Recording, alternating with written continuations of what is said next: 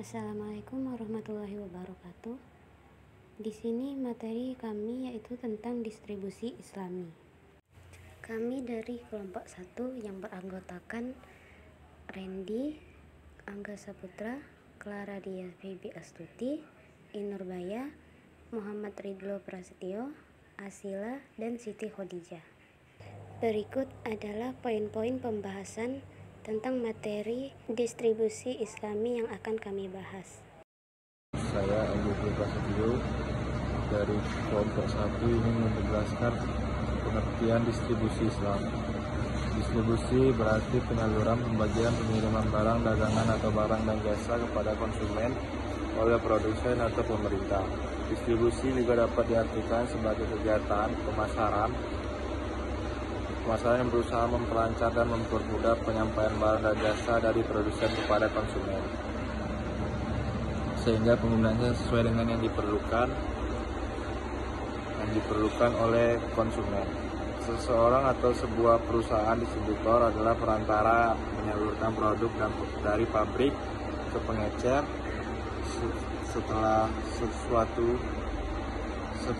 suatu produk dihasilkan oleh pabrik, produk tersebut dikirimkan ke suatu distributor. Distributor tersebut kemudian menjual produk tersebut ke pengecer atau pelanggan. Ada 3 istilah yang sering digunakan dalam rantai distribusi, yaitu distribusi langsung, di mana barang dipindahkan langsung ke produsen ke toko pelanggan. Contohnya penjual bakso keliling. Di dekat rumah saya juga ada, seperti di dekat rumah saya itu ada produsen ikan, jadi dia jual ikan langsung ke konsumennya. Itu masuk distribusi langsung. Terus yang kedua ada distribusi primer, yaitu perpindahan barang dari produsen ke gedung perantara. Contohnya, hasil produksi pakaian dijual kepada konsumen melalui toko pemilik pabrik pakaian itu. Yang ketiga, distribusi sekunder, yaitu perpindahan barang dari gudang perantara toko pelanggan. Contohnya, distribusi pada pupuk yang dilakukan dengan cara distribusi tidak langsung. Produsen pupuk menggunakan perantara untuk menyalurkan pupuk agar sampai kepada konsumen. Terus di konsep distribusi Islam, menurut Al-Sadar, distribusi sumber-sumber produksi yang dasar mendahului proses produksi itu sendiri. Distribusi berjalan dalam 2 tingkatan, yaitu distribusi sumber produksi, distribusi berkaya produktif. Distribusi sumber produksi yang berasal dari alam yang dijalankan dengan cara membagi sumber-sumber tersebut dalam 3 kepemilikan, yaitu kepemilikan pribadi, kepemilikan publik, dan kepemilikan negara. Adapun distribusi kekayaan produktif menyalurkan komoditas, barang-barang dan aset tetap yang merupakan hasil dan proses kombinasi sumber-sumber produksi yang dilakukan oleh manusia dengan bekerja. Sekian.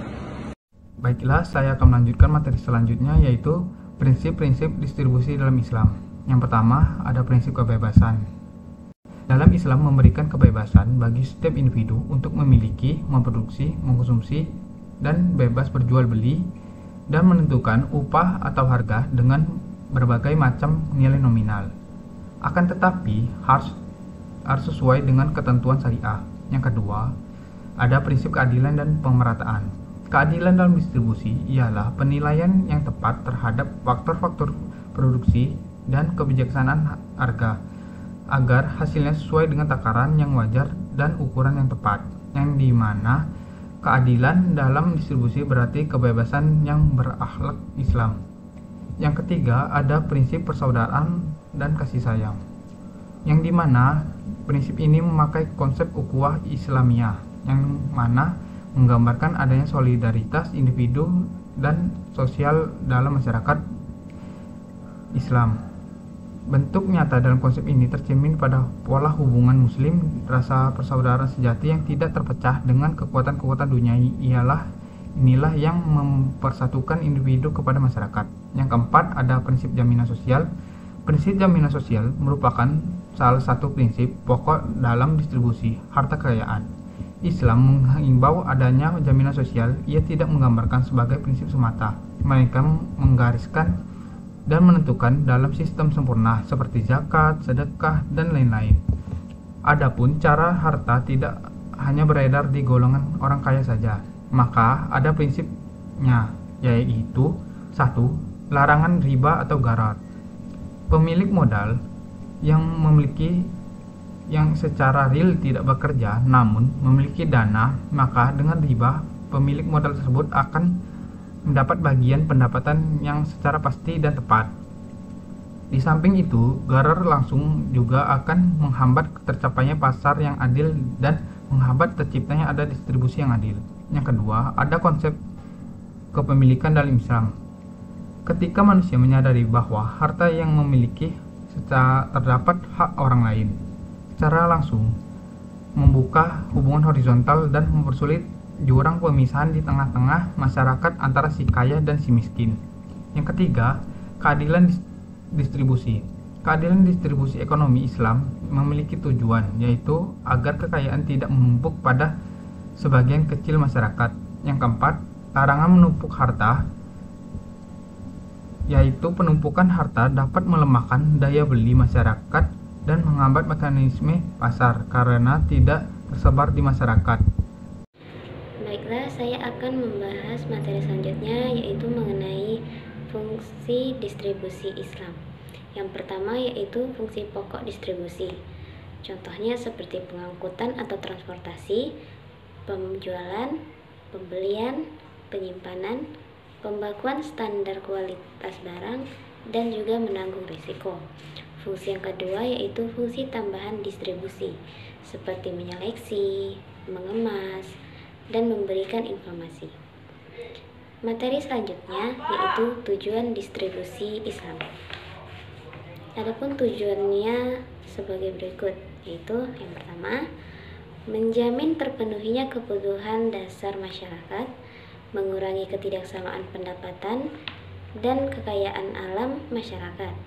Yang ketiga, untuk mensucikan jiwa dan harta dari segala bentuk kotoran lahiriah maupun batin.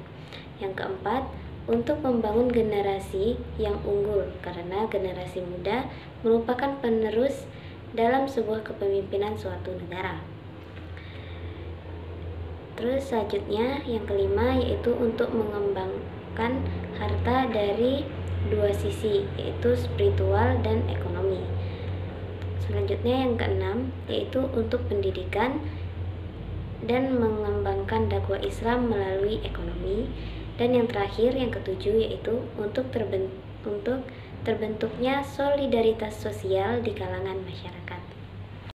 Baiklah, saya akan melanjutkan materi selanjutnya, yaitu sistem distribusi Islam. Islam menyadari bahwa pengakuan akan kepemilikan adalah hal yang sangat penting. Setiap hasil ekonomi, seseorang Muslim dapat menjadi hak miliknya karena hal itu menjadi motivasi ini membimbing manusia untuk terus berkompetisi dalam menggapai kepemilikannya. Tetapi kepemilikan manusia hanya diberi hak kepemilikan terbatas, yaitu hanya berwenang untuk memanfaatkan, sedangkan pemilik yang hakiki dan absolut hanyalah milik Allah. Kepemilikan dalam Islam dibagi menjadi tiga, yaitu kepemilikan umum. Kepemilikan umum meliputi sumber baik yang keras, cair maupun gas, minyak bumi, besi, tembaga, emas, dan juga termasuk yang tersimpan di perut bumi, dan semua bentuk energi, juga distribusi berat yang menjadi energi sebagai komponen utama. Kepemilikan negara meliputi semua kekayaan yang diambil negara seperti pajak dengan segala bentuknya, serta perdagangan, distribusi, pertanian yang diupayakan negara di luar kepemilikan umum, yang semua dibiayai oleh negara sesuai dengan kepentingan negara. Kepemilikan individu. Syariat menganggap hak kepemilikan adalah pemberian Allah, diatur dengan pengaturan yang diturunkannya, bertujuan untuk kemaslahatan seluruh umat manusia. Ini mengandung arti bahwa kekuasaan Allah atas segala sesuatu bersifat tidak terbatas, baik jangkauan kekuasaannya maupun jangkauan waktunya. Baiklah, saya akan melanjutkan materi dengan judul instrumen-instrumen distribusi Islam. Jadi yang dimaksud instrumen distribusi Islam di sini ialah suatu alat atau sarana pendistribusian, penyaluran Islam. Jadi di sini semua harta kekayaan yang kita miliki yang berasal dari kerja keras kita. Nah, ini dinamakan kerja keras, ini dinamakan kerja dari seseorang itu kan kerjanya berbeda-beda. Ada yang menjadi pegawai kantoran, ada yang dengan berbisnis, berwirausaha. Jadi semuanya itu jadi di dalam Islam itu agar harta yang kita miliki itu tidak terbuang sia-sia dan dapat dan bisa mendapatkan yaitu namanya maslahah bersama. Jadi di Islam itu diatur dalam sebuah instrumen distribusi Islam. Jadi yang pertama itu instrumen distribusi Islam yang pertama itu adalah dengan zakat. Nah, jadi dengan zakat harta yang kita miliki yaitu biasanya 2,5% dari harta kita itu akan kita salurkan kepada orang yang membutuhkan, seperti amil, fakir, miskin, ghorim, dan sebagainya. Nah, zakat ini sifatnya wajib. Jadi setiap harta yang kita miliki telah mencapai nisabnya, maka kita wajib untuk mengeluarkan. Yang kedua, instrumen distribusi Islam yaitu infak dan sedekah. Jadi melalui infak dan sedekah ini kita bisa menyalurkan, mendistribusikan harta yang kita miliki kepada orang-orang yang membutuhkan juga. Kalau zakat tadi ialah sifatnya wajib, nah infak dan sedekah di sini ialah sifatnya sunnah. Bagi kita yang misalkan sudah memiliki pendapatan yang berlebih dan kita berniat ingin membantu orang yang kurang, maka kita bisa menyalurkan harta kita melalui infak dan sedekah. Yang ketiga, instrumen distribusi Islam yaitu wakaf. Wakaf di sini sifatnya sama dengan infak dan sedekah, yaitu sunnah, tidak wajib. Jadi kalau infak dan sedekah itu sifatnya kita memberi harta kita kepada orang yang kurang mampu, dan itu sifatnya kan mungkin bisa langsung digunakan oleh orang tersebut. Jadi uang tersebut yang kita infakkan kepada mereka itu bisa langsung hilang wujudnya. Begitupun dengan manfaatnya juga. Sedangkan kalau wakaf itu dia itu sifatnya kayak investasi tapi untuk jangka panjang. Misal kita mewakafkan sebagian tanah kita kepada pondok pesantren untuk mendirikan bangunan-bangunan baru. Nah, kalau mewakafkan tanah apalagi kepada pondok pesantren itu kan pasti akan dimanfaatkan dan digunakan secara terus-menerus. Dengan demikian kita akan mendapatkan pahala yang terus mengalir dari Allah Subhanahu wa Ta'ala. Yang keempat, instrumen distribusi Islam yaitu nafkah. Jadi nafkah itu yang diberikan oleh seorang kepala keluarga, seorang ayah kita kepada ibu kita atau kepada keluarganya. Nafkah ini juga bisa termasuk ke dalam instrumen distribusi Islam karena itu sifatnya ialah dia menyalurkan harta yang diperolehnya dari kerja kerasnya kepada keluarganya. Jadi sifatnya itu wajib. Yang kelima, yang terakhir, instrumen distribusi Islam yaitu wasiat. Jadi wasiat itu ialah penyerahan sejumlah harta seseorang yang telah meninggal kepada orang yang diwasiatkan sebelum dia meninggal. Jadi jika seseorang itu dalam keadaan sakit dan dia tahu kalau dia itu akan meninggal.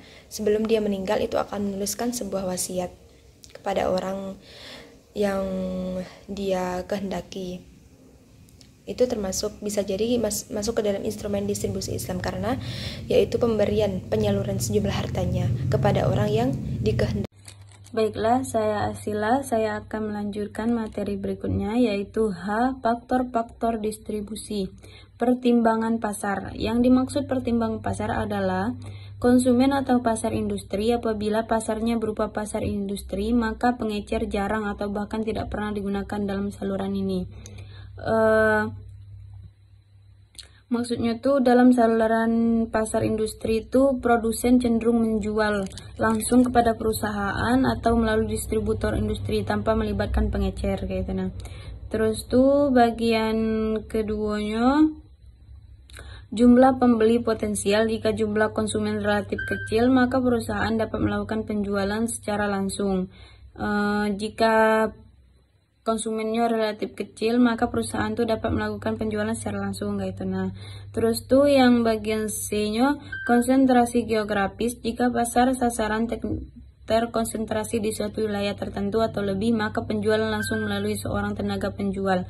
Yang dimaksud dengan terkonsentrasi di suatu wilayah tertentu tuh seperti kayak pasar per provinsi atau per kabupaten kayak itu, nah, atau per wilayah kayak itu. Nah, kayak seperti diterapkan suatu wilayah tertentu seperti kayak provinsi, negara, kabupaten kayak gitu. Nah, terus tuh yang bagian D, jumlah pesanan. Jika jumlah pesanan kecil, maka perusahaan dapat menggunakan distribusi industri.